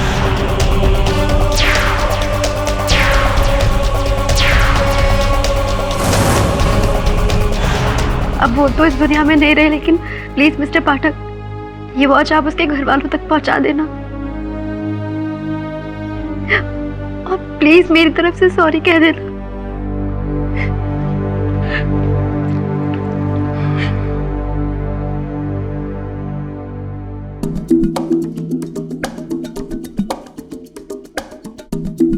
और इस घड़ी के पीछे एस लिखा हुआ है। अगर एस फॉर सौरभ है तब तो इस घड़ी के सीरियल नंबर से पता लगा कि ये कौन सी दुकान से बिकी थी और इसे किसने खरीदी थी। जी सर। नहीं मिस्टर पाठक, मैं और रूपल सिर्फ एक प्रोफेशनल कलीग थे। हाँ, लेकिन जब उसे मालूम पड़ा कि मैं खबरदार न्यूज़ चैनल छोड़कर एक नया न्यूज़ चैनल ज्वाइन करने वाला हूँ, तो वो मेरे साथ ज़्यादा टाइम स्पेंड करने लगी, क्योंकि वो मुझसे मीडिया की बारीकियाँ सीखना चाहती थी। वो जानती थी कि मुझसे ज़्यादा और कोई भी इस फील्ड में इतना एक्सपीरियंस नहीं है। लेकिन क्यों छोड़ रहे थे आप खबरदार न्यूज़ चैनल? सर, एक्चुअली एक राइवल चैनल ने मुझे डबल पैकेज और अपनी कंपनी में पार्टनरशिप ऑफर की थी। अब आप ही बताइए, इतना ल्यूक्रेटिव ऑफर मैं कैसे छोड़ सकता था? काम तो आपने दिलवा दिया तिवारी जी, पर अब ज्वाइन कैसे करूँ? वो केडी पाठक ने कोर्ट से ऑर्डर लेकर मेरे बाहर जाने पर रोक लगा दी। अब जब तक इस केस का फैसला नहीं हो जाता, मैं सिंगापुर नहीं जा सकता। जाएगा बच्चा, तू जरूर जाएगा सिंगापुर, पर ये केडी पाठक तेरा कुछ नहीं बिगाड़ सकता। उसकी तो मैंने कानून मंत्री से शिकायत कर दी है। लाइसेंस जब्त होके ही रहेगा उसका। सजा उसी को मिलेगी जिसे हम चाहेंगे, और सजा भी ऐसी वैसी नहीं, सजाए मौत।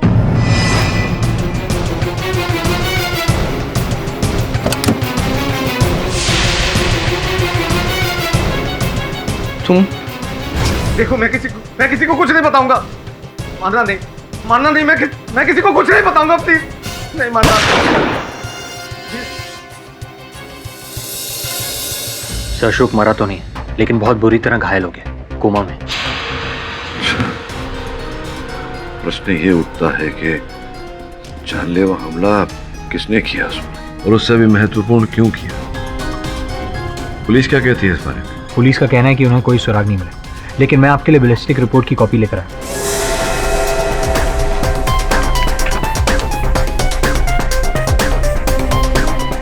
Glock 23 RTF-1। ग्लॉक 23 RTF-1 नहीं। रूपल मर्डर केस की बैलिस्टिक रिपोर्ट कहाँ है? सिड्रॉन।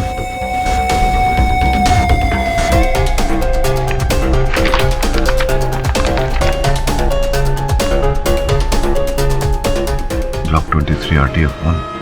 तुम्हें पूरा विश्वास है कि वो कागजात तुम्हारे घर पर ही?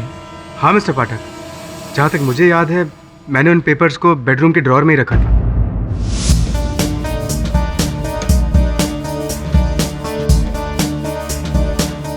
Good job. जैसा कि मैंने सोचा था वैसा ही है। मैं इन कागजात को लेकर अदालत जाता हूँ तो अस्पताल चल, और जैसे ही अशोक को होश आ जाए मुझे फोन करना। जी सर।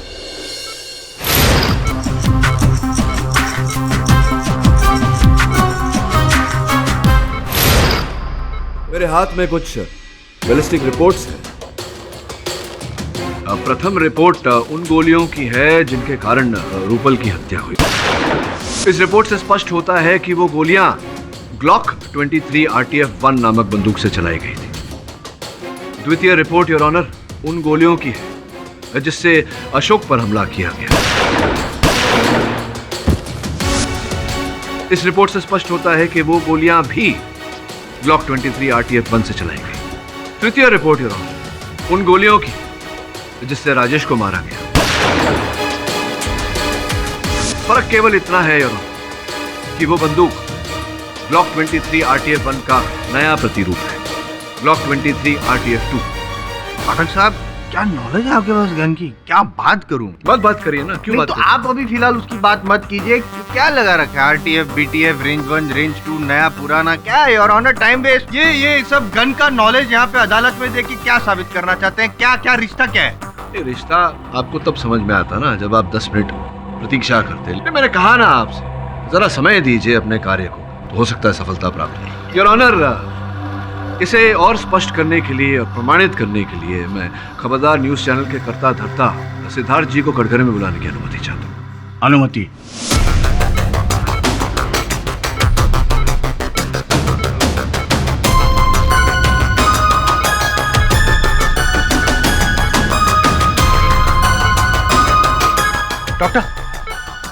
डॉक्टर देसाई साहब, बताइए अदालत को कृपया कि सौरभ को अपनी आत्मरक्षा के लिए वो गन आप ही ने दी थी। गन का मॉडल क्या था देसाई साहब?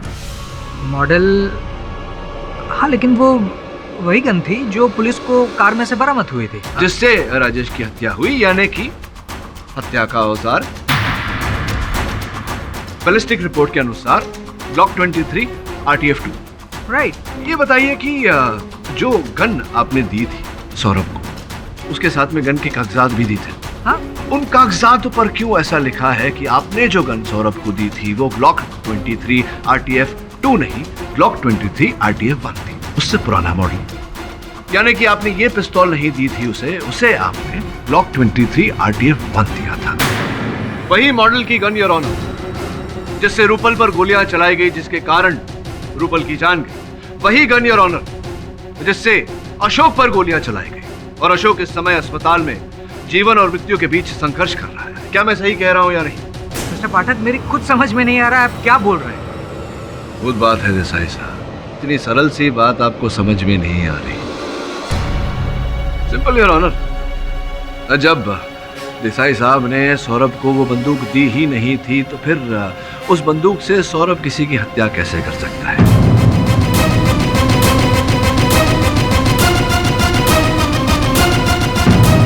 प्रश्न यहाँ ये उठता है कि उस बंदूक से हत्या किसने की और उस बंदूक को कब बदला गया? योर ऑनर, स्पष्ट है कि ब्लॉक 23 RTF-2 से, यानी कि इस बंदूक से, नए मॉडल से राजेश को मारा गया, और फिर वो बंदूक इनके गाड़ी में पड़ी हुई बंदूक से बदली गई। किसने बदली? देसाई साहब,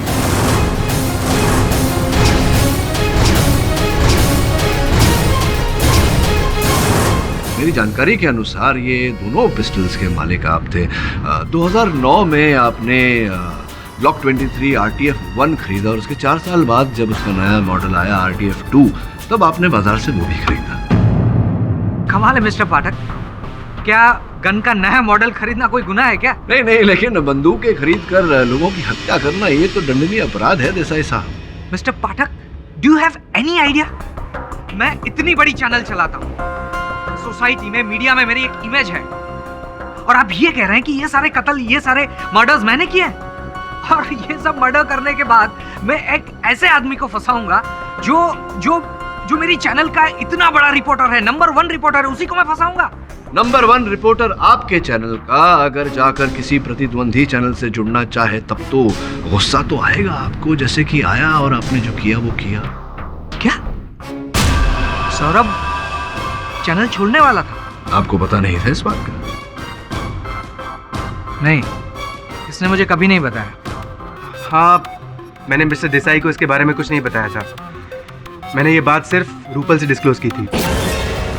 इसके अलावा भी और कई सारी ऐसी बातें होंगी जो आपने सिर्फ और सिर्फ रूपल के सामने डिस्क्लोज की होगी। आई एम सॉरी टू से, मैं नहीं कहता, लेकिन शायद लोग सही कहते हैं, और अशोक ने भी जो सीडी में देखा होगा वो शायद सही होगा। अशोक ने तो बहुत कुछ देखा है देसाई साहब, अपने हत्यारे का चेहरा भी देखा है। बस उसके होश में आने की प्रतीक्षा कर रहे हैं हम। जैसे ही वो होश में आ जाएंगे, असल हत्यारे का चेहरा सामने आ जाएगा। तो इंतजार कीजिए मिस्टर पाठक, कौन मना कर रहा है आपको? इंतजार कीजिए, पर मेरी बाल के खाल निकालने पर आप क्यों तुले हुए हैं? केवल वार्तालाप कर रहा हूँ आपसे, भेंट देने का बड़ा शौक है आपको। देखिए ये से एक बड़ी प्यारी सी महंगी सी घड़ी है मेरे जेब में। अब ये मत कहना कि इस घड़ी को आप नहीं पहचानते। हाँ मैं बताऊं यार आप? नहीं, ये घड़ी मैंने रूपल को दी थी। अब आप कहेंगे कि मेरा और रूपल का कोई चक्कर था, राइट? प्रश्न पूछने से पहले ही आप भाग गए और आपने उत्तर दे दिया। वाह क्या बात है। Mister KD Pathak, for your kind information, हाँ मैंने रूपल को ये घड़ी दी थी क्योंकि उसने एक बहुत अच्छी योर ऑनर एक डॉक्यूमेंट्री बनाई थी, उसके लिए मैंने उसको ये घड़ी दी थी। Mister Pathak, that was a gift. ये तो समय बताएगा। ये बताइए आपकी इस घड़ी के अतिरिक्त आपने और भी भेंट दिए थे, रूपल को दिए थे। पुलिस ने रूपल के घर से ऐसी कई वस्तुएं बरामद की हैं, कीमती नेकलेस, हीरो से जड़े अंगूठी इत्यादि इत्यादि। और तहकीकात करने पर पुलिस ने यह पता लगाया है कि आप ही ने उनके दाम भरे और आप ही ने भेंट स्वरूप दिए थे उन्हें। Mister Pathak, stop it please. Your honour, मैं शादीशुदा इंसान हूं। अब मिस्टर पाठक इस तरह से मेरे कैरेक्टर पे पॉइंट आउट कैसे कर सकते हैं? और अशोक ने भी जो सीडी देखी उसमें सौरभ और रूपल एक साथ। देसाई साहब, वो जो सीडी थी जो अशोक ने देखी थी, वास्तव में उस पर रूपल और सौरभ नहीं, रूपल और आप थे।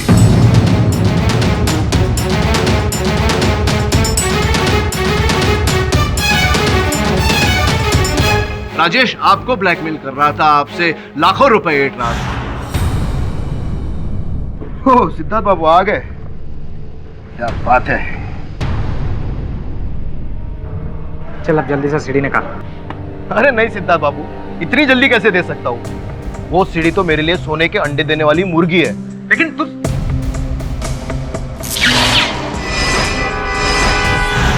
तो कुल मिला के वास्तविकता ये है देसाई साहब कि आप राजेश को पैसे देते देते तंग आ चुके थे। फिर एक दिन अचानक आपने राजेश को अपने ही ऑफिस में सौरभ से मिलते हुए देखा।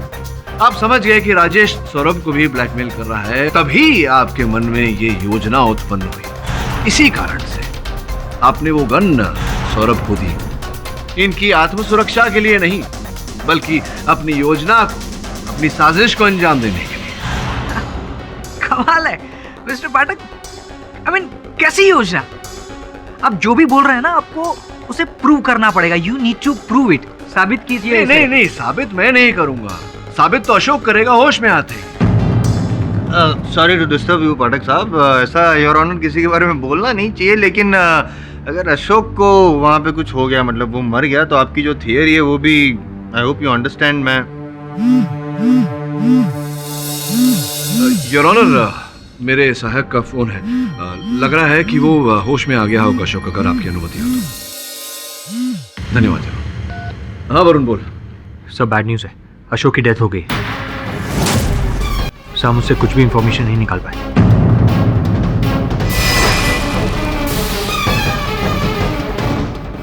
अच्छा, क्या बात है? That's good news Varun. होश आ गया अशोक को?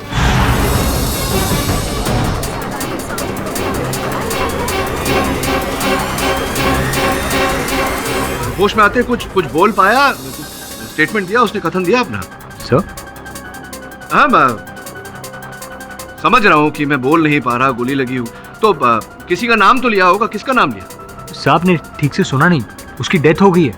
होश में कैसे आएगा वो? अच्छा, इंस्पेक्टर साहब से कहो उसका कथन रिकॉर्ड करके तुरंत अदालत में आ जाए। हाँ तो देसाई साहब, सुलझ गई सारी उलझन। अब जैसा कि आपने कहा था, थोड़ी प्रतीक्षा कर लेते हैं। ज्यादा दूर तो है नहीं अस्पताल, इंस्पेक्टर साहब आते ही होंगे, या थोड़ा बहुत समय अदालत का बचाना चाहेंगे। क्या करना चाहेंगे? राजेश और रूपल दोनों का मर्डर मैंने किया है।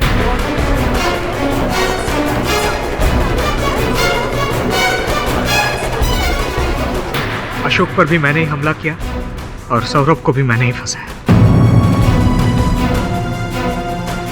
जब मुझे पता चला कि सौरभ राजेश से मिलने जाने वाला है, मुझे किसी भी कीमत पर वो सीढ़ी चाहिए। तुम्हें जितने पैसे चाहिए उतने पैसे बोलो, लेकिन मुझे आज के आज ये केस रफा दफा करना है, ठीक है? फिर तो पूरा एक खोखा लगेगा साहब। क्या? और अगर हाँ आज के आज वो सीढ़ी चाहिए तो आज रात 10 बजे गोराई बीच में मिलो। नहीं 10 बजे नहीं, थोड़ा जल्दी मिलो, क्योंकि आज रात 10 बजे मैंने तुम्हारे ऑफिस के एक क्लाइंट को टाइम दिया। ठीक है।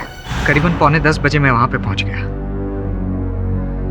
मैं वहां पे सिर्फ बंदूक और खाली बैग लेके गया था, क्योंकि पैसे तो मुझे उसे देने नहीं थे। मैंने जाने के साथ ही उस पर अटैक कर दिया।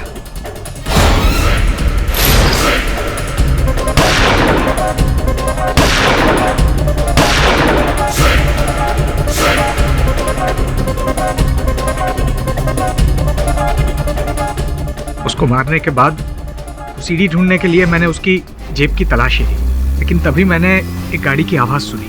मुझे पता लग गया कि ये गाड़ी शायद सौरभ की हो सकती है, इसीलिए जाके मैं झाड़ियों में छुप गया।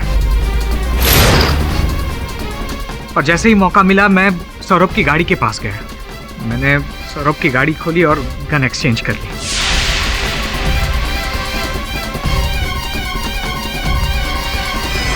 सब कुछ मैं जैसा चाह रहा था वैसे ही हो रहा था। एक तीर से मैंने 2 शिकार कर दिए थे। जो आदमी मुझे ब्लैकमेल कर रहा था मैंने उसको भी मार डाला था, और सौरभ, हालांकि सौरभ ने मुझे बताया नहीं था कि वो चैनल छोड़ के जाने वाला है, लेकिन मुझे पता लग गया था, इसलिए मैंने उसे भी फंसा दिया। सब कुछ मेरे प्लान के हिसाब से हो रहा था जज साहब, लेकिन तभी उस रूपल का फोन आया। एक बुरी खबर है, वो सीडी किसी और के हाथ लग गई है, एक नया ब्लैकमेलर। रूपल को मैंने बहुत समझाया। अशोक ने जहां पर हमें बुलाया था मैं वहां पे रूपल को लेके गया। नया ब्लैकमेलर है अभी, लेकिन मुझे किसी से कोई सीक्रेट्स नहीं छुपानी। मतलब हमारे अफेयर के बारे में तुम्हारी बीवी का क्या रिएक्शन होगा उसे मुझे कोई लेना देना नहीं है। तुझे तब समझ में नहीं आया जब तुझे प्रमोशन दिया था। मुझे कोई लेना देना नहीं। सुन मेरी बात, अगर मेरी बीवी को पता लग गया ना तो तुझे कहीं के नहीं छोड़ूंगा मैं। मुझे कहीं का नहीं छोड़ेगा, मैं तुझे कहीं का नहीं छोड़ूंगी।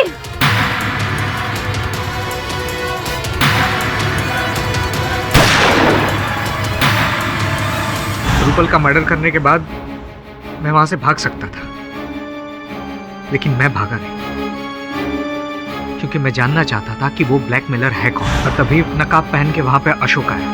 रूपल की लाश देख के वो भागने लगा। अशोक तू? मैंने कोई खून नहीं किया, तू ही रूपल को ब्लैकमेल कर रहा था ना? बोल, सीढ़ी किधर? सीढ़ी कहाँ? सीढ़ी थी लेकिन लगता है गिर गई। मैं और अशोक सीढ़ी ढूंढने लगे कि तभी वहां पे वरुण आ गया। इसलिए मैं और अशोक बिना सीढ़ी लिए ही वहां से भाग गए। मैंने उसे 3 लाख रुपए दिए सीढ़ी का राज छुपाने के लिए, और ऊपर से और 5 लाख रुपए दिए सौरभ के बारे में झूठी गवाही देने के लिए।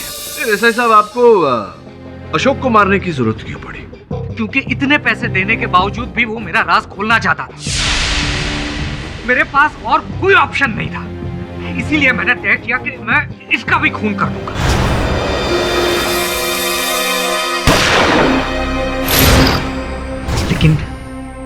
लेकिन वो बच गया।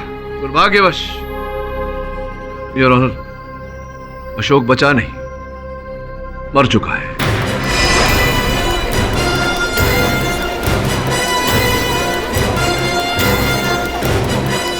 आपने एक नहीं 3 खून किए हैं देसाई साहब। अभी तो आपने कहा कि वो मरा नहीं, बच गया है, और उसका स्टेटमेंट। देसाई साहब, कभी कभी सीधी उंगली से घी ना निकले, थोड़ी टेढ़ी कर लेनी चाहिए। Defence rest.